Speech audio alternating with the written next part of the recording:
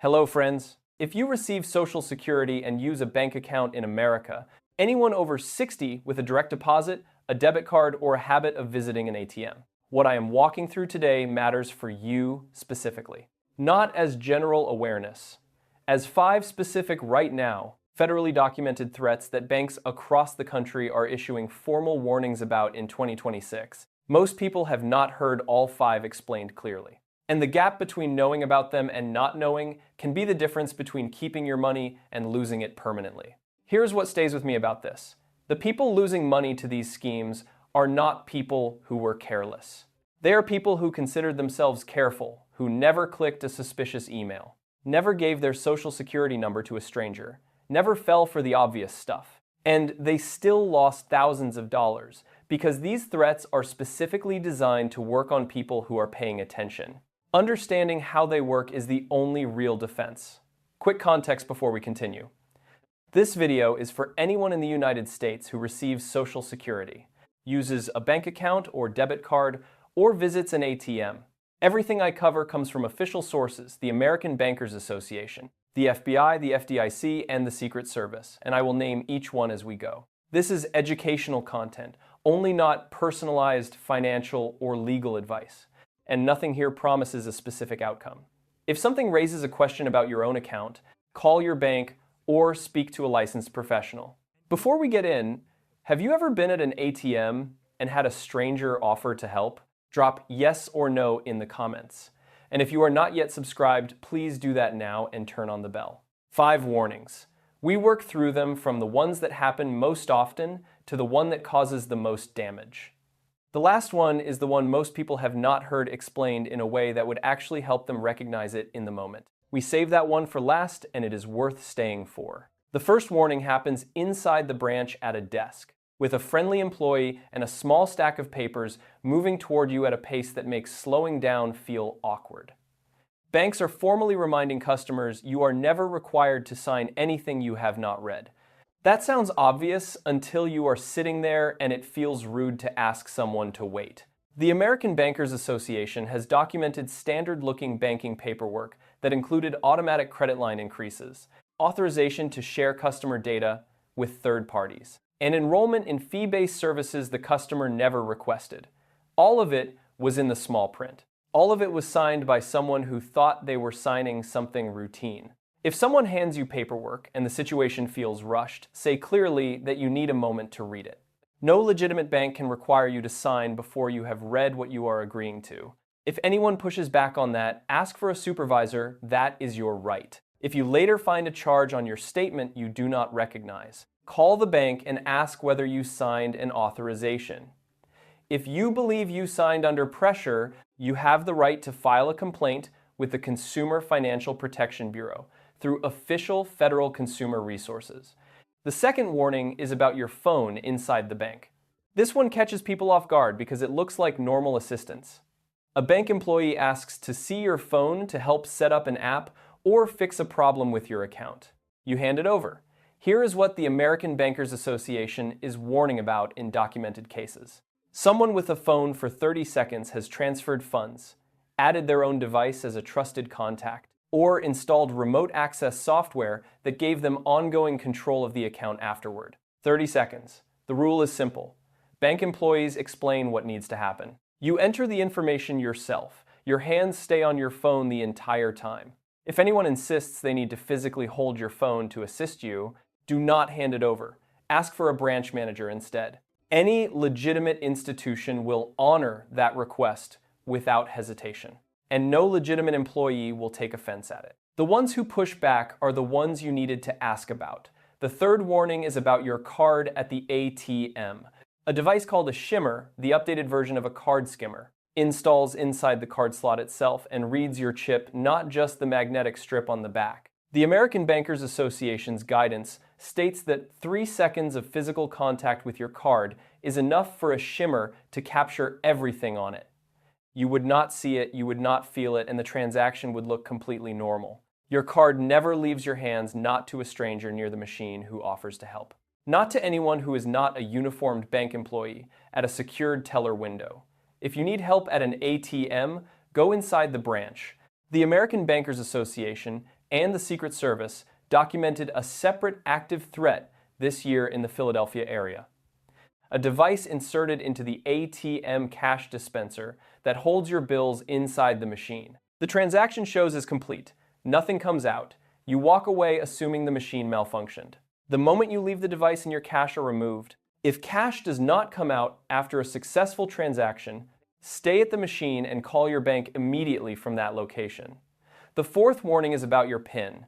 Cover the keypad with your other hand every single time without exception, even when no one appears to be nearby. The American Bankers Association documents cases where cameras and mirrors positioned above the keypad, not behind you, above you, captured PINs from customers who were completely alone. And inside the bank, at a teller window, bank policy requires employees to look away when you enter your PIN. It is not courtesy, it is policy.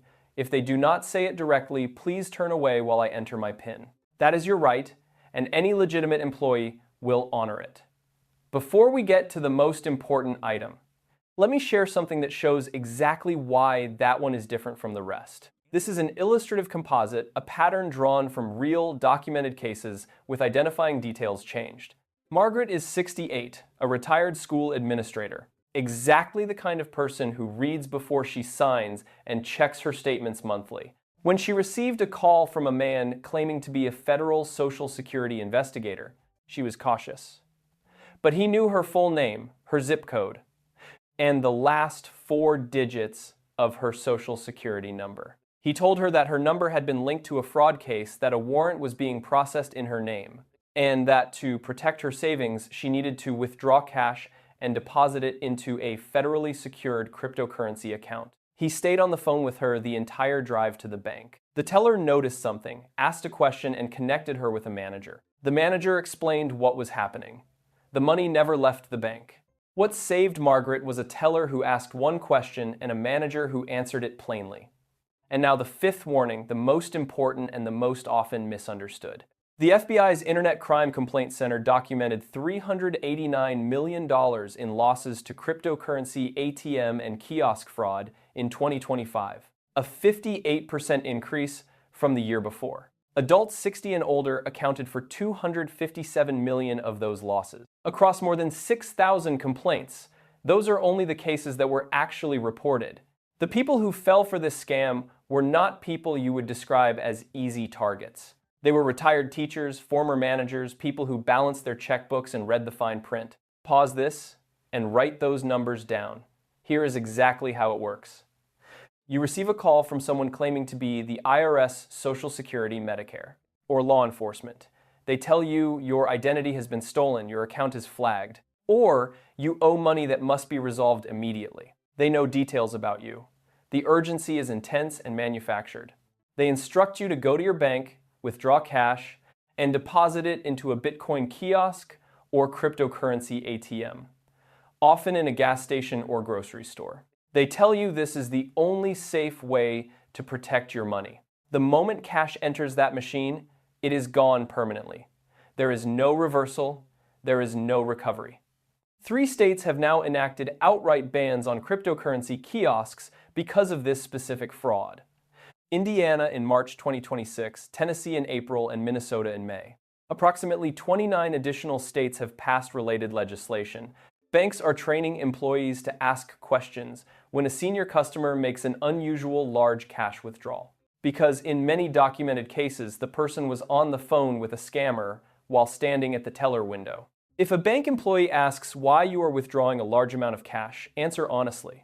They may be the last line of defense between you and a permanent loss. The sentence to memorize and share with everyone you know, no U.S. government agency. Not the IRS, not the Social Security Administration, not Medicare, not any branch of law enforcement, will ever contact you and instruct you to protect your money by moving it into cryptocurrency. Not once, not under any circumstances, not for any reason. If you receive a call like this and the caller knows your name, your address, and details about your finances, that does not mean they are legitimate. Scammers purchase or steal personal information specifically to sound credible in the first 30 seconds of a call. The information they have does not make them official. Hang up. Call Social Security or the IRS yourself using the number on their official website. That one step is the entire defense. Do you have someone in your life you would trust as an emergency contact at your bank? Many banks are now required to offer a trusted contact designation you name a family member or close friend. And if the bank notices unusual account activity that might suggest fraud, they can alert that person. That person cannot access or move your money. They simply know something looks wrong. If your bank offers this and you have not set it up, ask about it the next time you are in the branch. It takes one conversation, and it is one of the most effective protections available. Here is where we are. You are never required to sign what you have not read. Your phone stays in your hands inside the bank. 30 seconds of access can compromise an account. Your card never leaves your hands, and 3 seconds is enough for a shimmer. Cover your PIN every single time, even alone. And no government agency will ever tell you to move your money into cryptocurrency. Write that last one down. Share it with someone you love. If you know someone who receives Social Security and uses a bank account, a parent, a neighbor, someone who lives alone, please share this video with them now.